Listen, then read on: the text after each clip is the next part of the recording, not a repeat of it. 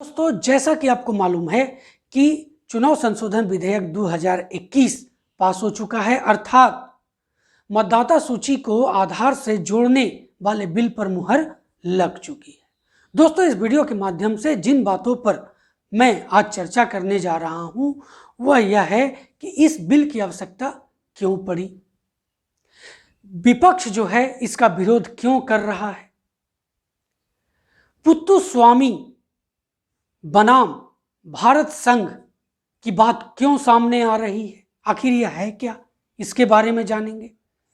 साथ ही जिस बात पर मैं चर्चा करने वाला हूं जो सबसे महत्वपूर्ण है कि आम आदमी को इससे क्या फायदे होने वाले हैं और क्या नुकसान होने वाले हैं। दोस्तों, इन सब पर चर्चा मैं आज आपके साथ बारी बारी से करने जा रहा हूं। तो दोस्तों, सबसे पहले जिस बात की चर्चा मैं आपके साथ करूंगा वह यह है कि इस बिल की आवश्यकता अर्थात मतदाता सूची को आधार से लिंक करने की आवश्यकता क्यों पड़ी। तो देखिए दोस्तों, मूल जो कारण है वह यह है कि मतदाता सूची में दोहराव और फर्जी मतदाताओं की संख्या। मैं बताता हूं दोहराव क्या होता है और मतदाता सूची में फर्जी मतदाताओं की संख्या क्या होती है, इसको क्लियर करता हूं। देखिए, दोहराव क्या है, एक व्यक्ति है और उसका जब एक से अधिक जगह नाम होता है मतदाता सूची में तो इसी को दोहराव कहते हैं। एक जगह, दो जगह, तीन जगह, जितना भी हो सकता है वो व्यक्ति जब नाम जुड़वाता है तो वो वहां से हटता नहीं। दोस्तों, इससे क्या होता है कि व्यक्ति तो एक है, वो एक ही जगह मतदान करेगा, लेकिन बाकी जगह जहां उसका मतदाता सूची में नाम अंकित है उस जगह पर उसके वोट दूसरे व्यक्ति के द्वारा डालने का प्रयास किया जाता है, जो इसको फर्जी मतदान कहते हैं। और इससे क्या हो रहा है कि फर्जी मतदाताओं की संख्या बढ़ रही है और वोटिंग परसेंटेज बढ़ता है, एक्चुअल में नहीं बल्कि इन फर्जी मतदाताओं के कारण। तो इसके कारण इसकी आवश्यकता पड़ी क्या, तो मतदाता सूची को यानी मतदाता पहचान पत्र को आधार से लिंक करने का। दोस्तों, अब चर्चा करते हैं कि आखिर विपक्ष इसका विरोध क्यों कर रहा है, किसको आधार मान करके इसका विरोध किया जा रहा है, किस वाद को। तो दोस्तों, वह वाद जो है वो पुत्तुस्वामी बनाम भारत संघ 2017 मामला है दोस्तों, जिसके आधार पर विपक्ष का तो विरोध करना स्वाभाविक चीज है। किसी भी विधेयक का विपक्ष विरोध करता है, उसको कहीं ना कहीं उससे कुछ नुकसान भी होने की उम्मीद होती है। तो दोस्तों, जो ये मामला सामने आ रहा है, जिसको आधार बनाया जा रहा है, वह है पुत्तुस्वामी बनाम भारत संघ मामला 2017। तो जो पुत्तुस्वामी बनाम भारत संघ मामला 2017 था, उसमें उसका जो मुख्य विषय था दोस्तों वह यह था कि निजता का अधिकार एक मौलिक अधिकार है और इसे अनुच्छेद 21 के तहत संरक्षण प्राप्त है। पुत्तुस्वामी बनाम भारत संघ वाद 2017 के अंतर्गत उच्चतम न्यायालय का कहना है कि इस सुनवाई के दौरान अटॉर्नी जनरल के वेणुगोपाल का कहना था कि निजता एक एलीट अवधारणा है, यानी प्राइवेसी एक खाते पीते घरों का मामला है और निजता का अधिकार बहुसंख्यक समाज के जरूरतों से मेल नहीं खाता है। लेकिन दोस्तों, संविधान के पहरेदार सुप्रीम कोर्ट यानी उच्चतम न्यायालय ने कहा कि जरूरतमंद लोगों को सिर्फ आर्थिक तरक्की चाहिए, नागरिक और राजनीतिक अधिकार नहीं, यह कहना गलत है।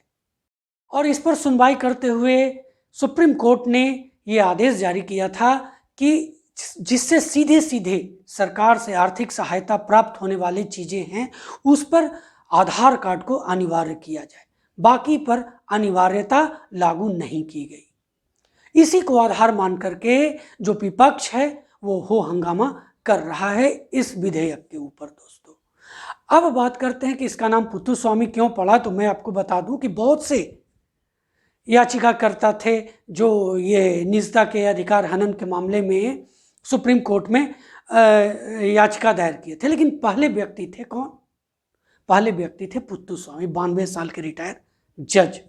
और इन्होंने पहले ऐसे व्यक्ति थे जिन्होंने याचिका दायर की थी और इन्हीं के नाम पर इसका नाम मुत्तुस्वामी बनाम भारत संघ मामला इसे 2017 कहा जाता है। अब बात करते हैं दोस्तों कि आम आदमी को क्या इससे नुकसान होगा और क्या लाभ होगा। सबसे पहले नुकसान की बात करते हैं। नुकसान क्या क्या होगा एक आम आदमी को। तो जो ऐसे व्यक्ति हैं जिन्होंने एक से अधिक 2-3 जगह पर, मैक्सिमम कोई भी व्यक्ति 2 जगह पर ही मतदाता सूची में अपना नाम अंकित करवाता है, वो चीज़ें खत्म हो जाएंगी। क्योंकि जैसे ही आधार से कोई भी अगर एक व्यक्ति है, अगर 2 जगह पर उसके मतदाता सूची में नाम है, तो किसी एक जगह पर तो उसे आधार से उसे लिंक करवाना होगा। तो जैसे ही वह एक अपने पहचान पत्र को लिंक करवाएगा आधार से, वैसे ही दूसरा ऑटोमेटिक उसका डिलीट होगा। क्यों? और दूसरा में जब ऐड ही नहीं होगा तो हट जाएगा। तो ये नुकसान होने वाला है। ये क्यों नुकसान होने वाला है ये मैं बता रहा हूँ कि देखिए, जैसे कोई ऐसा व्यक्ति होता है जिसका जो ग्रामीण क्षेत्र से भी जुड़े रहते हैं, शहरी क्षेत्र से भी जुड़े होते हैं, और उन्हें ग्रामीण क्षेत्रों की राजनीति से भी वो लेन देन रखते हैं और शहरी क्षेत्रों की राजनीति से भी उनका कुछ लेन देन होता है। तो इस कंडीशन में क्या होगा कि उन्हें एक ही जगह पर यानी अगर ग्रामीण क्षेत्र से अगर वो राजनीति से जुड़े हुए रहना चाहते हैं तो वहाँ एज ए मतदाता के रूप में, और अगर शहरी क्षेत्र में एज ए मतदाता के रूप में जुड़े रहना चाहते हैं राजनीतिक दृष्टिकोण से, तो दोनों में से एक को उन्हें तिलांजलि देनी पड़ेगी। तो ये एक नुकसान होने वाला है। इससे फायदे होते थे कि जहाँ भी वो हैं वहाँ वो वोटिंग कर देते थे, पर ये अब होने वाला नहीं। देखिए, जो नए नाम इस समय मतदाता सूची में जोड़े जाते हैं वो सीधे सीधे आधार कार्ड से ही जोड़े जाते हैं, तो उनके साथ तो कोई मसला नहीं है। लेकिन जिनका पहले से मतदाता सूची में जिन्होंने अपना नाम आधार कार्ड से नहीं जुड़वाया होगा, कोई दूसरे प्रमाण पत्र की सहायता से अपना नाम जुड़वाया होगा, दोस्तों उनको अब आधार कार्ड से नाम जुड़वाना अनिवार्य हो जाएगा। तो वो ये समझ लें कि उन्हें कहाँ नाम, अगर एक से अधिक जगह उनका नाम है तो वो ये समझ लें कि उन्हें कहाँ नाम रखना है और कहाँ नाम नहीं रखना है मतदाता सूची में। लाभ की बात करें तो लाभ अनेक है दोस्तों।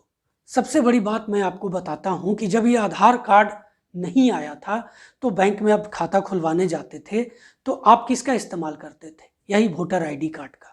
लेकिन जब से ये आधार कार्ड आया, आपका वोटर आईडी कार्ड उस जगह पर एलिजिबल नहीं रहा। आप उसके द्वारा आप बैंक अकाउंट नहीं खोल सकते, बहुत से कार्य नहीं कर सकते थे, क्योंकि ये आधार से लिंक होने की प्रामाणिकता सिद्ध नहीं करती थी।